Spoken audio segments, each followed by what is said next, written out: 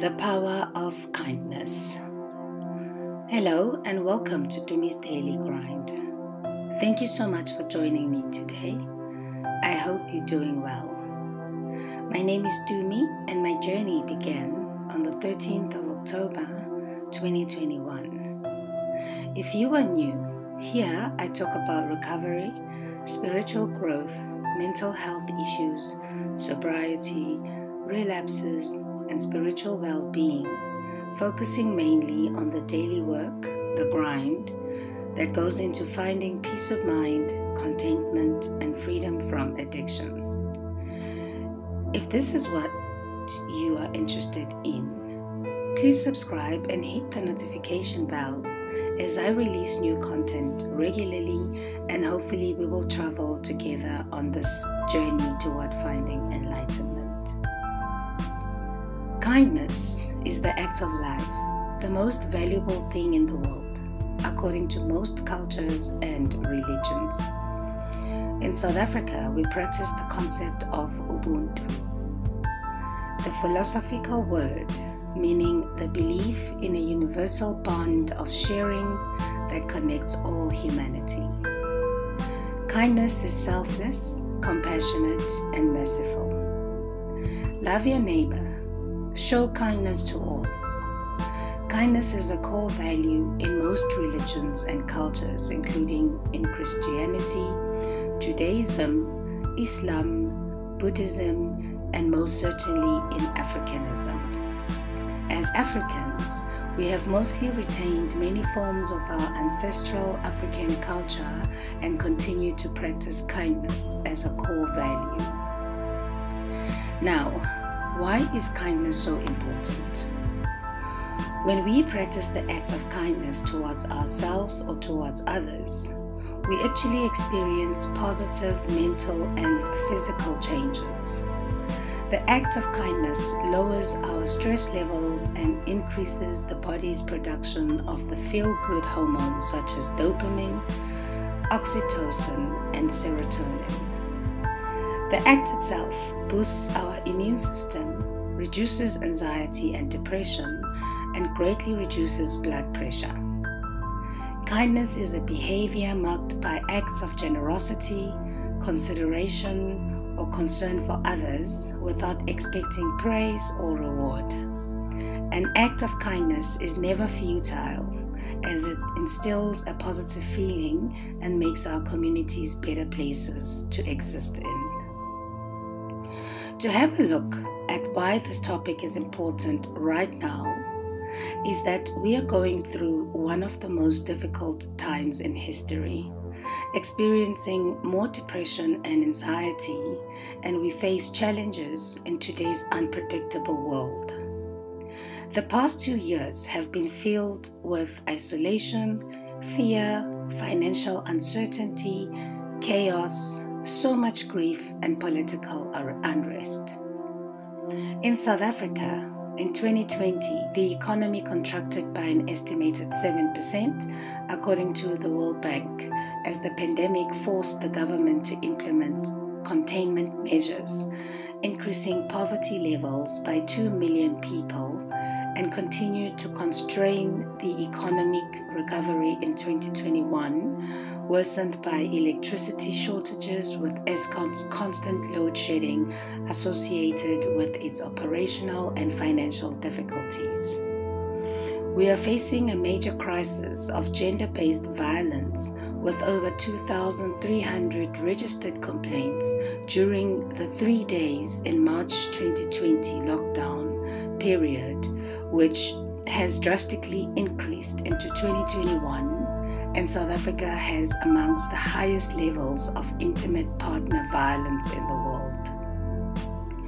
The pandemic has affected over 3 million children in South Africa by school closures, increasing inequalities, especially amongst those who are excluded from receiving quality education in a society that has been plagued by our history of exclusion initiated by the apartheid government. The government did not put adequate plans in place to ensure that continued learning takes place during this period. Children have not been protected from acts of violence in their homes, and the ones that depend on school-based feeding schemes had to go hungry as access to the program shut down with the school closures.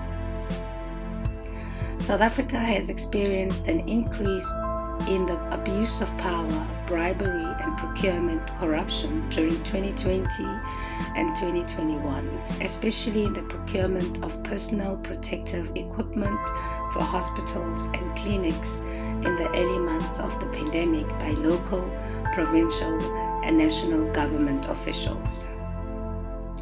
In July 2021, dramatic and violent scenes of unrest and looting unfolded in KwaZulu-Natal and in Gauteng, resulting in more than 340 people losing their lives, and the damage was recorded to exceed 50 billion rand, affecting small, medium, and large businesses. In 2020, the alcohol ban that was imposed during levels 5 and levels 4 highlighted erratic behaviors of people who began the looting of alcohol outlets. And to make it worse, it was reported by Stats SA that the official unemployment rate in South Africa sits at around 34.9% by the third quarter of 2021, the highest since 2008, meaning 7.6 million South Africans are currently unemployed.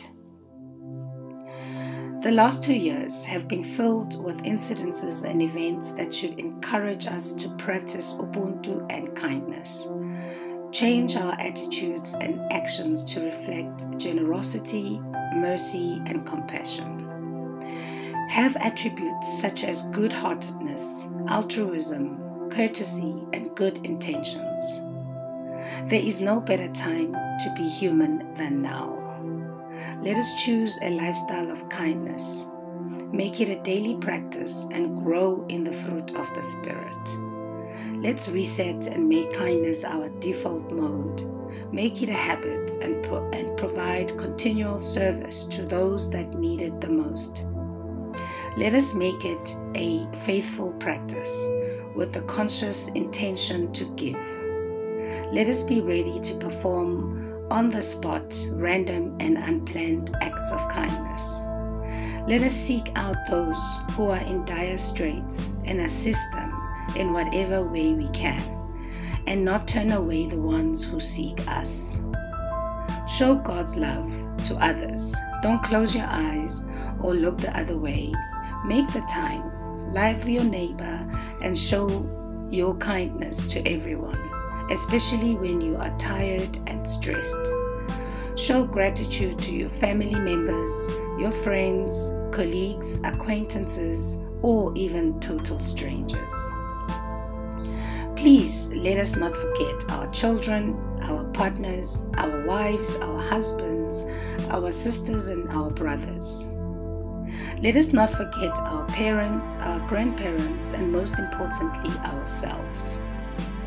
Please do not go out there giving to others to prove a point, while your family needs you wholeheartedly present at home. Ensure that you show your kindness first to yourself and then to your family.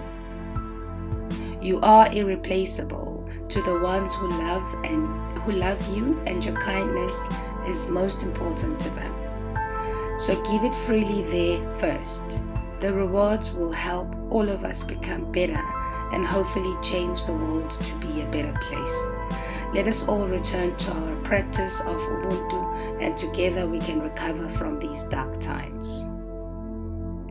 The late Archbishop Desmond Tutu, may his soul rest in peace, once said, Africans have a thing called ubuntu. We believe that a person is a person through other persons. That my humanity is caught up, bound up, inextricably with yours. When I dehumanize you, I dehumanize myself. The solitary human being is a contradiction in terms. Therefore, you seek to work for the common good because your humanity comes into its own in the community, in belonging. Prophet Muhammad, peace be upon him, said, "Whoever relieves a believer's distress of the distressful aspects of this world, Allah will rescue him from a difficulty of the difficulties of the hereafter. Whoever alleviates one in dire straits who cannot repay his debt, Allah will alleviate his lot in both this world and in the hereafter. Whoever conceals a Muslim, Allah will conceal in this life and in the hereafter." Kindness isn't optional in Judaism. Acts of kindness are greater than charity, since they can be done for both the rich and the poor. Charity can only be done with one's money, while acts of loving kindness can be performed both personally and with one's money. Leviticus 19:18 says, "Love your neighbor as yourself." This is the most important rule in the Torah.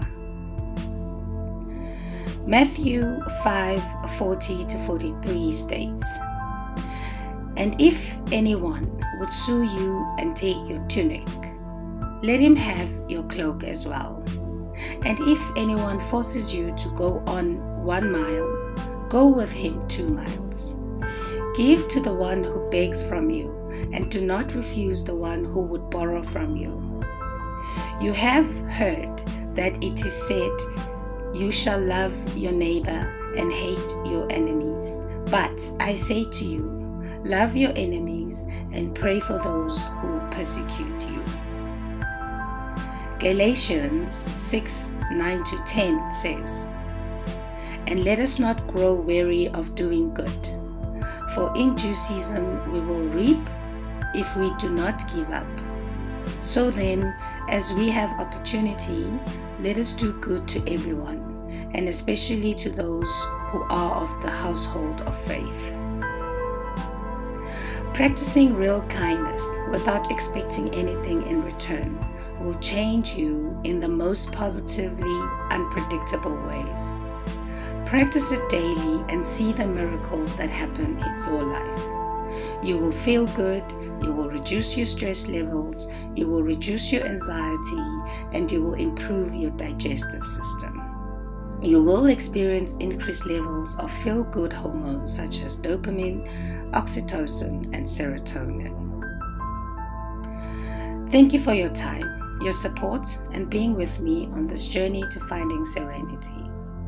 If you enjoy listening to me, please do not forget to subscribe and let your friends, your family, and your tribe know that they can also join me on this journey toward finding serenity and some peace of mind.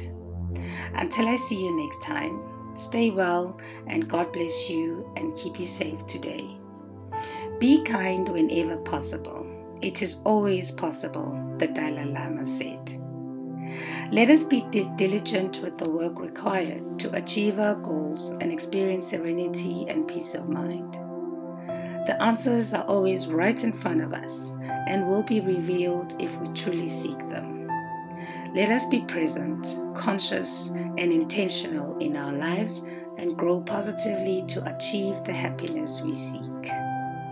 If you have a suggested topic you would like me to cover, please do not hesitate to let me know under the comment sections, and I will be more than willing to oblige. Goodbye for now, and have a fantastic day.